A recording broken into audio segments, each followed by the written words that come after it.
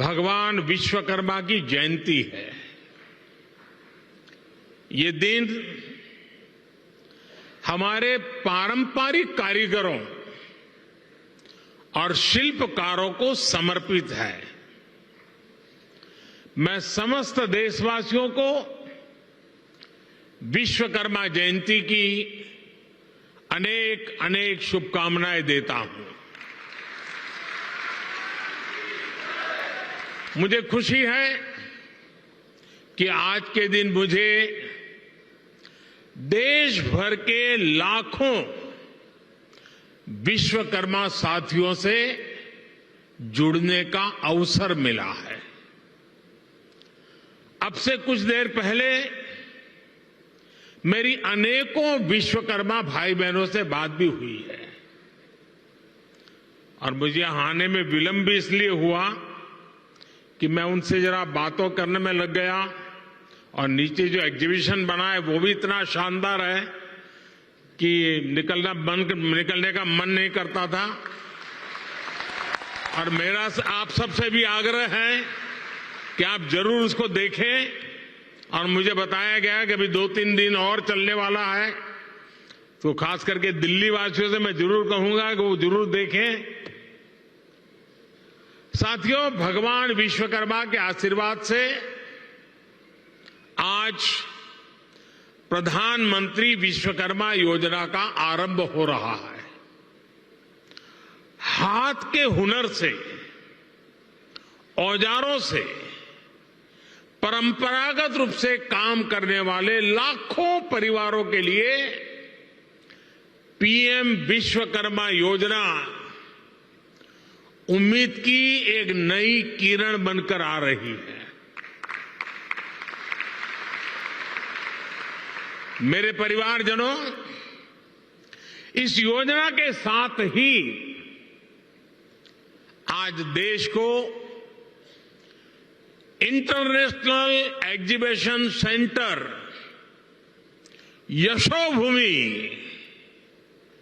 यशोभूमि भी मिला है।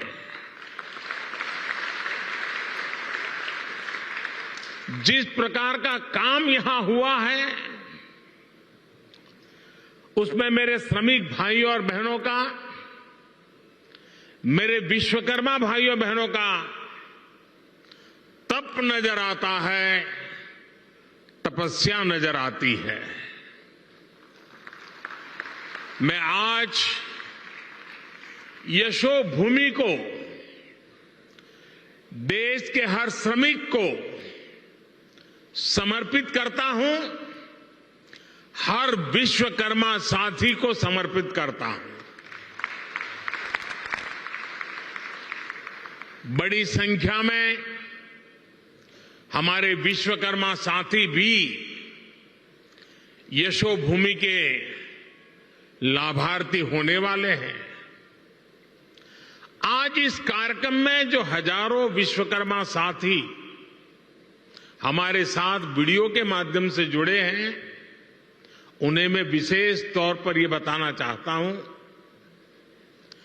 गांव-गांव में आप जो सामान बनाते हैं, जो शिल्प, जिस आर्ट का सृजन करते हैं, उसको दुनिया तक पहुंचाने का ये बहुत बड़ा वाइब्रेंट सेंटर, सशक्त माध्यम बनने वाला है।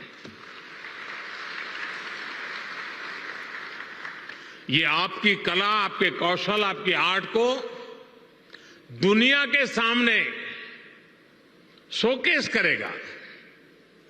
ये भारत के लोकल प्रोडक्ट को ग्लोबल बनाने में बहुत बड़ी भूमिका निभाएगा। मेरे परिवारजनों, हमारे यहां शास्त्रों में कहा गया है, यो विश्वम जगतम करोत्से से स विश्वकर्मा। अर्थात जो समस्त संसार की रचना या उससे जुड़े निर्माण कार्य को करता है, उसे विश्वकर्मा कहते हैं। हजारों वर्षों से जो साथी भारत की समृद्धि के मूल में रहे हैं, वो हमारे विश्वकर्मा ही है। जैसे हमारे शरीर में रीढ़ की हड्डी की भूमिका होती है, वैसे ही समाज जीवन में इन विश्वकर्मा साथियों की बहुत महत्वपूर्ण भूमिका होती है। हमारे ये विश्वकर्मा साथी उस काम, उस हुनर से जुड़े हैं जिनके बिना रोजमर्रा की जिंदगी की कल्पना भी मुश्किल है। आप देखिए, हमारी कृषि व्यवस्था में लोहार के बिना कुछ क्या संभव है? नहीं है। गांव देहात में जूते बनाने वाले हो, बाल काटने वाले हो, कपड़े सिलने वाले दर्जी हो, इनकी अहमियत कभी खत्म नहीं हो सकती। फ्रिज के दौर में भी लोग आज मटके और सुराही का पानी पीना पसंद करते हैं।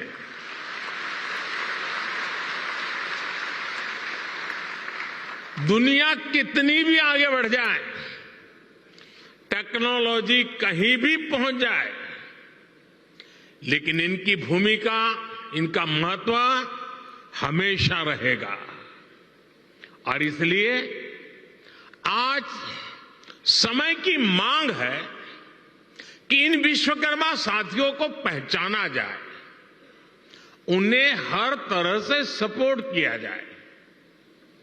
साथियों, हमारी सरकार अपने विश्वकर्मा भाई बहनों को और उनका सम्मान बढ़ाने का, उनका सामर्थ्य बढ़ाने और उनकी समृद्धि बढ़ाने के लिए आज सरकार एक सहयोगी बनकर के आपके पास आई है। अभी इस योजना में 18 अलग अलग तरह का काम करने वाले विश्वकर्मा साथियों पर फोकस किया गया है। और शायद ही कोई गांव ऐसा होगा कि जहां इस 18 प्रकार के काम करने वाले लोग न हो। इनमें लकड़ी का काम करने वाले कारपेंटर, लकड़ी के खिलौने बनाने वाले कारीगर, लोहे का काम करने वाले लोहार, सोने के आभूषण बनाने वाले सुनार, मिट्टी का काम करने वाले कुम्हार, मूर्तियां बनाने वाले मूर्तिकार, जूते बनाने वाले भाई, राजमिस्त्री का काम करने वाले लोग, हेयर कटिंग करने वाले लोग, कपड़े धुलने वाले लोग, कपड़े सिलने वाले लोग, माला बनाने वाले, फिशिंग नेट बनाने वाले, नाव बनाने वाले, ऐसे अलग अलग के तरह तरह के काम करने वाले साथियों को शामिल किया गया है। पीएम विश्वकर्मा योजना पर सरकार अभी 13,000 करोड़ रुपए खर्च करने वाली है। मेरे परिवारजनों, कुछ साल पहले, करीब 30-35 साल हो गए होंगे, मैं एक बार यूरोप में ब्रसेल्स गया था। तो वहां कुछ समय था, तो मुझे वहां के जो मेरे होस्ट थे वो एक ज्वेलरी का एग्जीबिशन था, वो देखने के लिए ले गए। तो मैं जिज्ञासा से जरा पूछ रहा था उनको कि भाई यहाँ ये चीजों का मार्केट कैसा होता है, क्या होता है। तो मेरे लिए बड़ा सरप्राइज था। उन्होंने कहा, साहब यहाँ जो मशीन से बनी हुई ज्वेलरी है उसकी डिमांड कम से कम होती है, जो हाथ से बनी हुई ज्वेलरी है लोग महंगे से महंगे पैसे देकर के भी उसको खरीदना पसंद करते हैं। आप सभी हाथ से, अपने हुनर से जो बारीक काम करते हैं, दुनिया में उसकी डिमांड बढ़ रही है। आजकल हम देखते हैं कि बड़ी बड़ी कंपनियां भी अपने प्रोडक्ट बनाने के लिए अपना काम दूसरी छोटी छोटी कंपनियों को देती है। ये पूरी दुनिया में एक बहुत बड़ा इंडस्ट्री है। आउटसोर्सिंग का काम भी हमारे इन्हीं विश्वकर्मा साथियों के पास आए। आप बड़ी सप्लाई चेन का हिस्सा बने। हम इसके लिए आपको तैयार करने की दिशा में आगे बढ़ रहे हैं। हम दुनिया की बड़ी बड़ी कंपनियां आपके दरवाजे पर आकर के खड़ी रहें, आपके दरवाजे पर दस्तक दें, वो क्षमता आपके अंदर लाना चाहते हैं। इसलिए ये योजना विश्वकर्मा साथियों को आधुनिक युग में ले जाने का प्रयास है, उनका सामर्थ्य बढ़ाने का प्रयास है। साथियों, बदलते हुए इस समय में हमारे विश्वकर्मा भाई बहनों के लिए ट्रेनिंग, टेक्नोलॉजी और टूल्स बहुत ही आवश्यक है। विश्वकर्मा योजना के जरिए आप सब साथियों को सरकार के द्वारा ट्रेनिंग देने पर बहुत जोर दिया गया है। ट्रेनिंग के दौरान भी, क्योंकि आप रोजमर्रा की मेहनत करके कमाने खाने वाले लोग हैं, इसलिए ट्रेनिंग दरमियान भी आपको हर रोज 500 रुपया भत्ता सरकार की तरफ से दिया जाएगा। आपको आधुनिक टूल किट के लिए 15,000 रुपये का टूल किट वाउचर भी मिलेगा। आप जो सामान बनाएंगे उसकी ब्रांडिंग और पैकेजिंग से लेकर मार्केटिंग में भी सरकार हर तरह से मदद करेगी। और बदले में सरकार आपसे ये चाहती है कि आप टूल किट उसी दुकान से खरीदे जो जीएसटी रजिस्टर्ड है। कालाबाजारी नहीं चलेगी। और दूसरा मेरा आग्रह है, ये टूल्स मेड इन इंडिया ही होने चाहिए।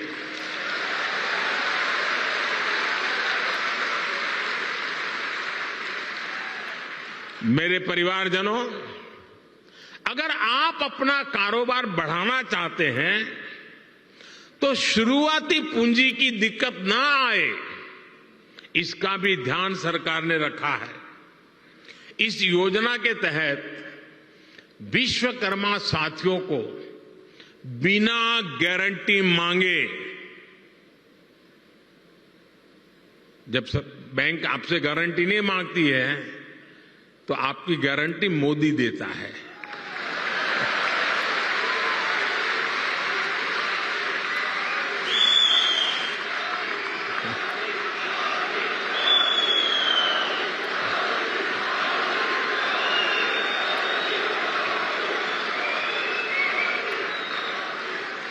बिना गारंटी मांगे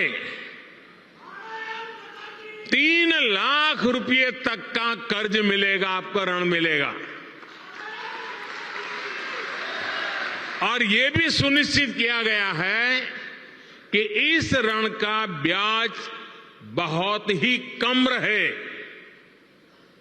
सरकार ने प्रावधान ये किया है कि पहली बार में अगर आपने की ट्रेनिंग हो गई, आपने नए टूल ले लिए, तो पहली बार आपको 1 लाख रुपए तक का ऋण मिलेगा। और जब आप ये चुका देंगे, ताकि पता चलेगा कि काम हो रहा है, तो फिर आपको 2 लाख रुपया का ऋण और उपलब्ध होगा।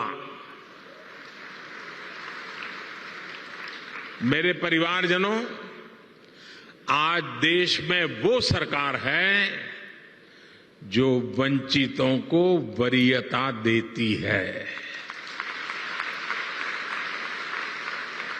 ये हमारी सरकार ही है जो 1 डिस्ट्रिक्ट 1 प्रोडक्ट योजना के जरिए हर जिले के विशेष उत्पादों को बढ़ावा दे रही है। हमारी सरकार ने ही पहली बार रेहड़ी, पटरी, ठेले वालों को पीएम स्वनिधि के तहत मदद की है। बैंक के दरवाजे उनके लिए खोल दिए हैं। ये हमारी सरकार है जिसने आजादी के बाद पहली बार बंजारा और गुमंत जनजातियों की परवाह की है। ये हमारी ही सरकार है जिसने आजादी के बाद पहली बार दिव्यांग जनों के लिए हर स्तर, हर स्थान पर विशेष सुविधाएं विकसित की है। जिसे कोई नहीं पूछता उसके लिए गरीब का ये बेटा मोदी उसका सेवक बनकर आया है। सबको सम्मान का जीवन देना, सभी तक सुविधा पहुंचाना, ये मोदी की गारंटी है।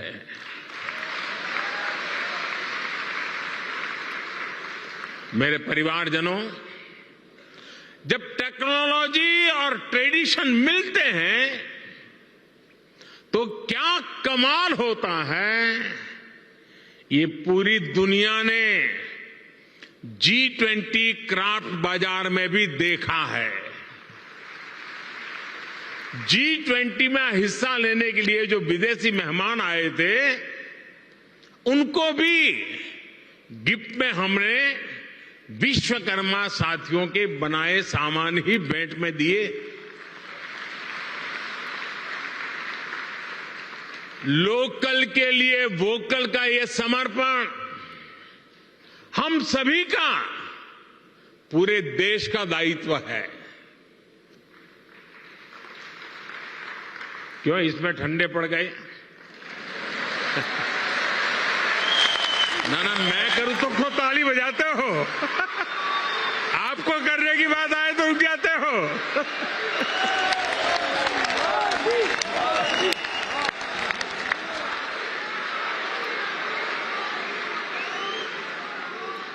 आप मुझे बताइए, हमारे देश में जो चीजें हमारे कारीगर बनाते हैं, हमारे लोग बनाते हैं, वो दुनिया के बाजार में पहुंचनी चाहिए कि नहीं पहुंचनी चाहिए? दुनिया के बाजार में बिकनी चाहिए कि नहीं बिकनी चाहिए?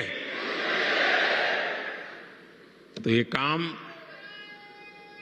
पहले लोकल के लिए वोकल बनना पड़ेगा और फिर लोकल को ग्लोबल करना होगा।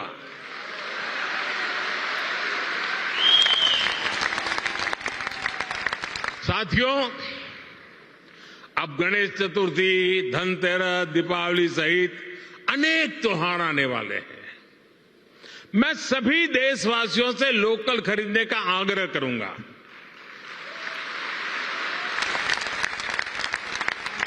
और जब मैं लोकल खरीदने की बात करता हूं तो कुछ लोगों को इतना ही लगता है कि दिवाली के दिए ले ले बस, और कुछ नहीं।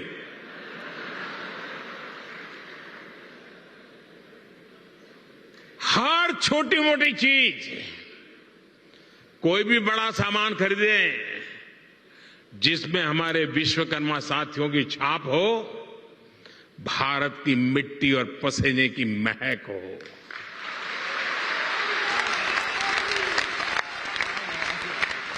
मेरे परिवारजनों, आज का विकसित होता हुआ भारत हर क्षेत्र में अपनी नई पहचान बना रहा है। कुछ दिन पहले हमने देखा है कि कैसे भारत मंडपम को लेकर दुनिया भर में चर्चा हुई है। ये इंटरनेशनल एग्जीबिशन सेंटर यशोभूमि इसी परंपरा को और भव्यता से आगे बढ़ाता है। और यशोभूमि का सीधा सीधा संदेश है, इस भूमि पर जो भी होगा यश ही यश प्राप्त होने वाला है।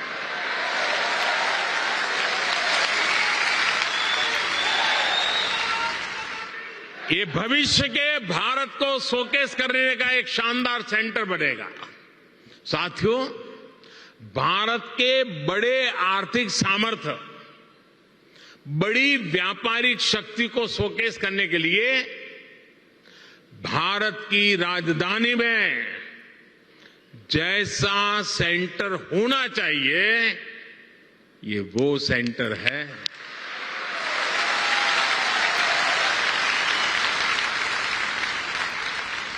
इसमें मल्टी मॉडल कनेक्टिविटी और पीएम गति शक्ति के दर्शन एक साथ होते हैं। अब देखिए, ये एयरपोर्ट के पास में है, इसको एयरपोर्ट से कनेक्ट करने के लिए मेट्रो की सुविधा दी गई है। आज यहां मेट्रो स्टेशन का भी उद्घाटन हुआ है। ये मेट्रो स्टेशन सीधा इस कॉम्प्लेक्स से जुड़ा हुआ है। इस मेट्रो सुविधा के चलते दिल्ली के अलग अलग हिस्सों से लोग का समय बहुत आसानी से कम समय में ये यहां पहुंच पाएंगे। यहां जो लोग आएंगे उनके लिए ठहरने का, मनोरंजन का, शॉपिंग का, टूरिज्म का पूरा इंतजाम यही इस पूरे इकोसिस्टम में बनाया हुआ है, पूरी व्यवस्था में बना हुआ है। मेरे परिवारजनों, बदलते हुए समय के साथ विकास के, रोजगार के नए नए सेक्टर्स भी बनते हैं। आज से 50-60 साल पहले कोई इतनी बड़ी आईटी इंडस्ट्री के बारे में सोच भी नहीं सकता था। आज से 30-35 साल पहले सोशल मीडिया भी एक कल्पना भरी था। अब दुनिया में एक और बड़ा सेक्टर बन रहा है जिसमें भारत के लिए असीम संभावनाएं हैं। ये सेक्टर है कॉन्फ्रेंस टूरिज्म। कॉन्फ्रेंस टूरिज्म का पूरी दुनिया में conference tourism industry 25 lakh crore से भी ज्यादा है। हर साल दुनिया में 32,000 से भी ज्यादा बड़ी एग्जीबिशन लगती है, एक्सपो होते हैं। आप कल्पना कर सकते हैं, जिस देश की आबादी 2-5 करोड़ होगी, लोग वहां भी कर देते हैं। यहां तो 140 करोड़ की आबादी है। जो आएगा वो मालामाल हो जाएगा। बहुत बड़ा मार्केट है। कॉन्फ्रेंस टूरिज्म के लिए आने वाले लोग एक सामान्य टूरिस्ट की अपेक्षा कई गुना ज्यादा पैसा खर्च करते हैं। इतनी बड़ी इंडस्ट्री में भारत की हिस्सेदारी सिर्फ 1% है, सिर्फ 1%। भारत की ही अनेकों बड़ी कंपनियां हर साल अपने इवेंट्स बाहर करने के लिए मजबूर हो जाती है। आप कल्पना कर सकते हैं कि देश और दुनिया का इतना बड़ा मार्केट हमारे सामने है। अब आज का नया भारत खुद को कॉन्फ्रेंस टूरिज्म के लिए भी तैयार कर रहा है। और साथियों, आप सब जानते हैं,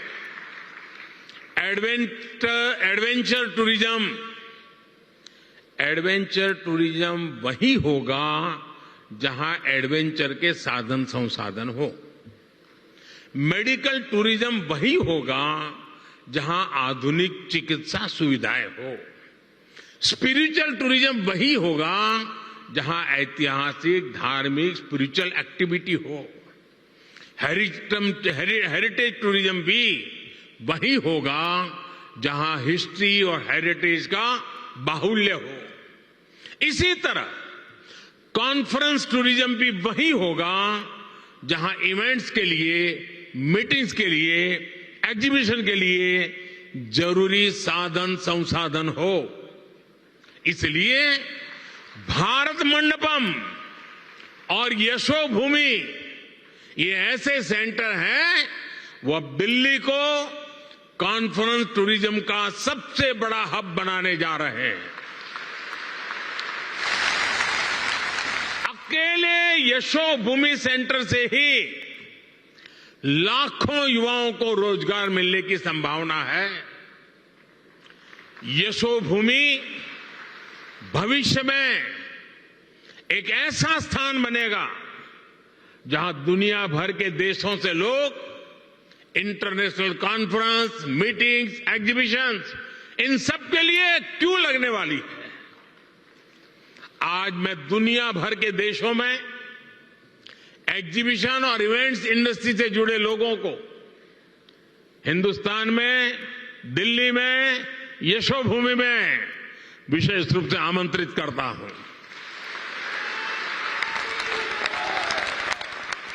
मैं देश की पूरब, पश्चिम, उत्तर, दक्षिण हर क्षेत्र की फिल्म इंडस्ट्री, टीवी इंडस्ट्री को आमंत्रित करूंगा।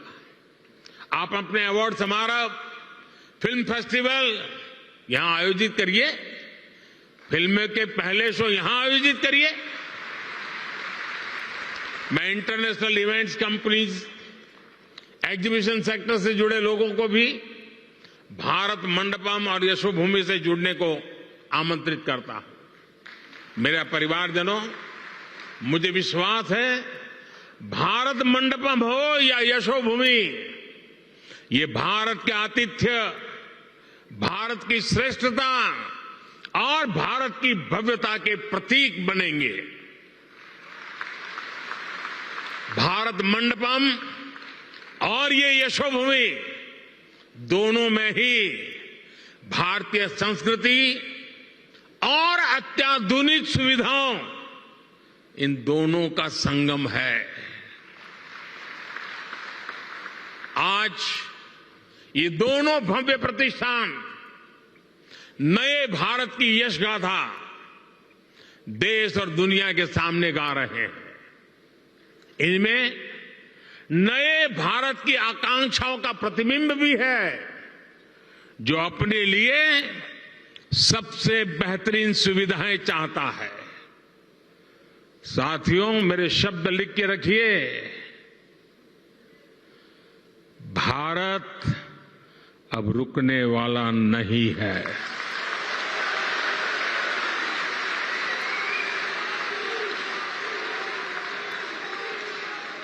हमें चलते रहना है, नए लक्ष्य बनाते रहना है और उन नए लक्ष्यों को पाकर के ही चैन से बैठना है। और ये हम सभी के परिश्रम और परिश्रम की पराकाष्ठा देश को 2047 में दुनिया के सामने डंके की चोट पर विकसित भारत के रूप में खड़ा कर देंगे। ये संकल्प लेकर के चलता है। ये समय हम सभी के लिए जुट जाने का समय है। हमारे विश्वकर्मा साथी मेक इन इंडिया की शान है और इंटरनेशनल कन्वेंशन सेंटर की इस शान को दुनिया के सामने शोकेस करने का माध्यम बनेगा। एक बार फिर सभी विश्वकर्मा साथियों को ये बहुत बड़ी आशावादी योजना के लिए मैं बहुत बहुत बधाई देता हूं। ये नया सेंटर यशोभूमि भारत के यश का प्रतीक बने, दिल्ली की शान को और बढ़ाए। इसी मंगल कामना के साथ आप सभी को बहुत बहुत शुभकामनाएं, बहुत बहुत धन्यवाद। नमस्कार।